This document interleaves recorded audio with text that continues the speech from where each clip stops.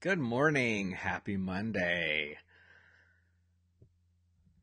Cheers.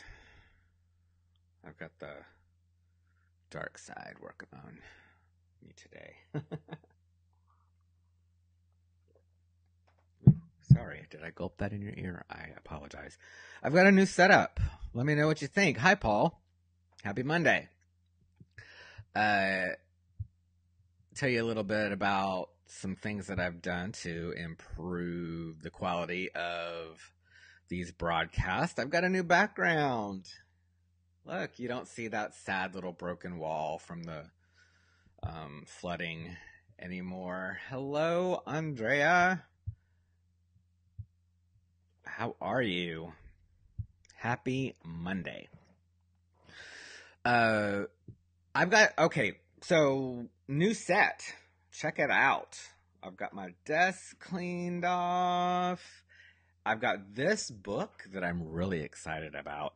This is an amazing book, and I'm going to be featuring a different photo every day. So let me get it, and I'll show you this photo up close.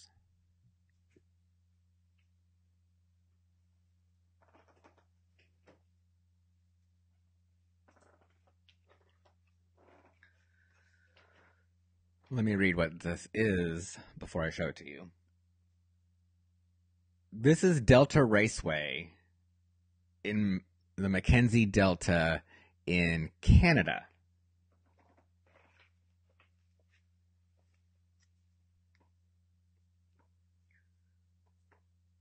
So check that out. This is a windy river, huh?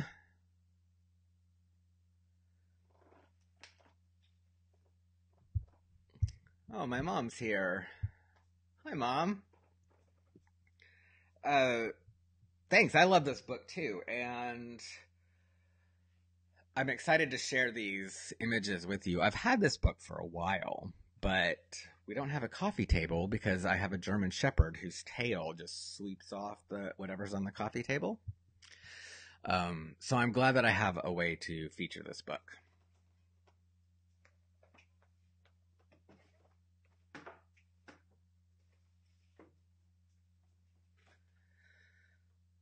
All right. So today I want to talk about mental health. Because, as I'm sure you've heard by now, there's been another mass shooting. And this is not going to be about shootings. Okay, I'm just kind of setting the stage. But there's been another one.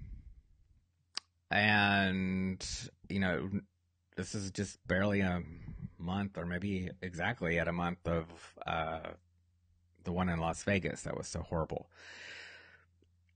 When these things happen, I've noticed a disturbing trend. Maybe you've noticed it too. There are some people that want to talk about controlling access to guns.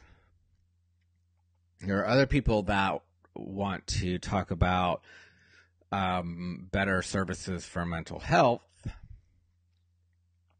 And then there are other people that talk about terrorism.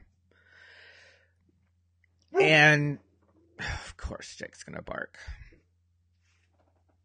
Hey, Jake, leave it. Thanks. Daddy's on a live broadcast. I think all of those things are important. But I was reading an article this morning. The president says that what happened in Texas was a mental health problem, not a gun problem. And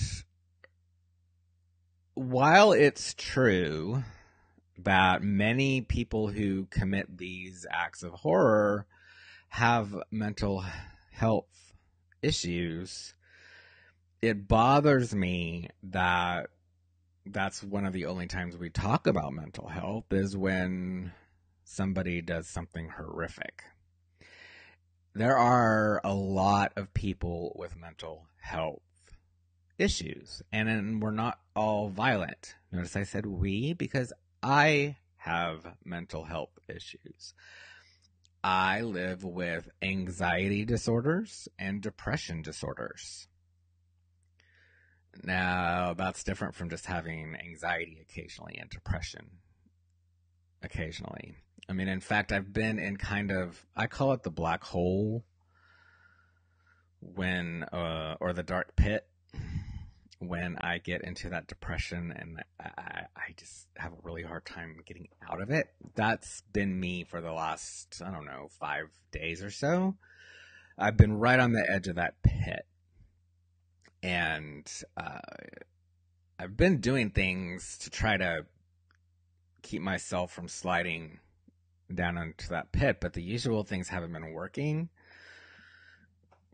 But I think that's because we've got a lot of other things going on. It's just a stressful time for us right now, so I'm just dealing with it as it comes. However, I'm not about to go to a church and kill people because I'm depressed. Now, if I were psychopathic or sociopathic, then maybe I get that in my brain. And then I would have to go get a gun, and then I would have to go find a church, and then I would have to carry out that horrible act. And guess what? That's not too hard. That's not too hard. I can be clinging to the edge of that pit by my fingernails, and I can go get a gun, probably at Walmart. No problem. As much ammunition as I want. What I can't get legally is cannabis, which is unfortunate because while I can go legally purchase a gun and use it to commit horrible acts, I cannot legally go purchase cannabis, which would help relieve my symptoms. It would calm me down and get me out of that state that some people get into, that hyperactive emotional state. It just doesn't make sense, people. It doesn't make sense. Particularly when you consider the fact that if I live in one state, I do have access to cannabis, and I can use that for medical treatment instead of depending on pharmaceuticals. But if I live in another state, I can't. So we need to settle this. We need to work this out. I know, the government knows that there are literally no harmful effects with cannabis.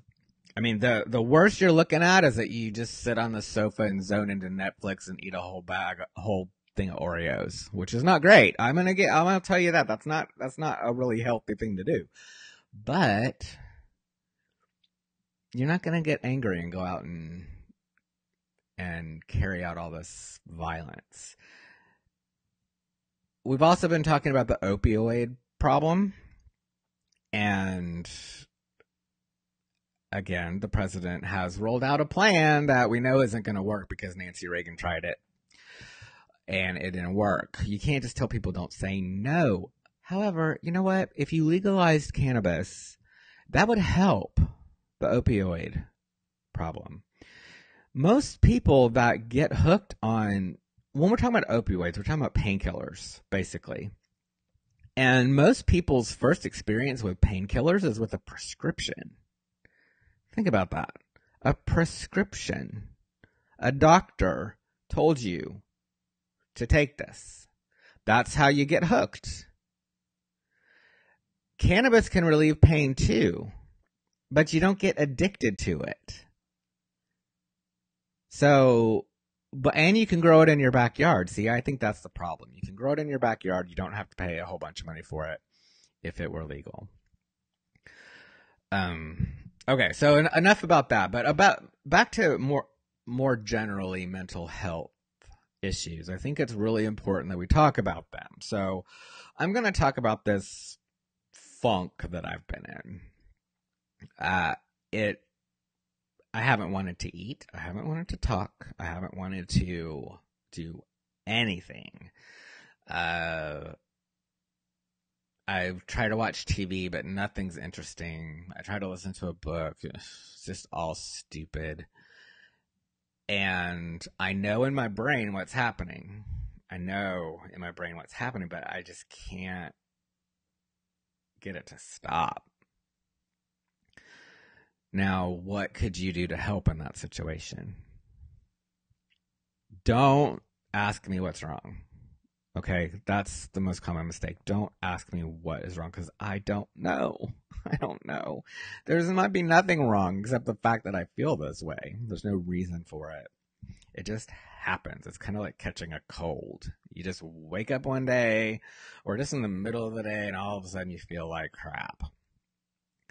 But what you can do is give me space. Check on me, but don't harass me. And let me know that you're there. Do approach me, but don't be annoying about it. That makes sense. Don't keep approaching me because sometimes when I'm in that depressed state, I hesitate to reach out for help. So if you reach out to me, that's good. But if I don't respond after the first couple of times that you reach out, then stop because I'm not. Now you're just gonna irritate me. So, and this sounds like a lot like how are you supposed to know what I need, right? Well, you can ask. If there's someone in your life who has depression issues, it's really important that you talk to them and let them know that you are there for them and ask them, what can I do to help you? And there might be nothing. There might be nothing. But don't make assumptions because what makes you feel better might not make the other person feel better. And being a depressive episode makes it all random anyway. I mean, the things that would make me feel better during normal circumstances might just really, really irritate me when I'm depressed. So it's all over the place. And the best way to find that out is to ask sincerely, offer your help, ask, what can I do? And just be prepared for the person to say nothing. But don't give up. Don't give up asking. What else has been going on? I just want to get you updated quickly. We've been painting, well, I say we, I mean Scott. Scott's been painting the house. He's been doing a really good job. I wish that he had some help. It's times like this that I feel kind of helpless because I can't do that kind of stuff, and it's a lot of work. But we are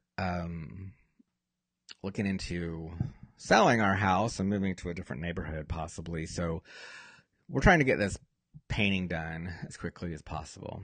And he's gotten a lot done. I'm very proud of him. And it looks great. It's this really wonderful blue. It's soothing. All right, well, that's it. Pretty much it for now. I'm working on shows for this week, Dealing with Different and Orbit at a Tilt. So keep your eyes open for those event announcements. And in the meantime, be good to each other.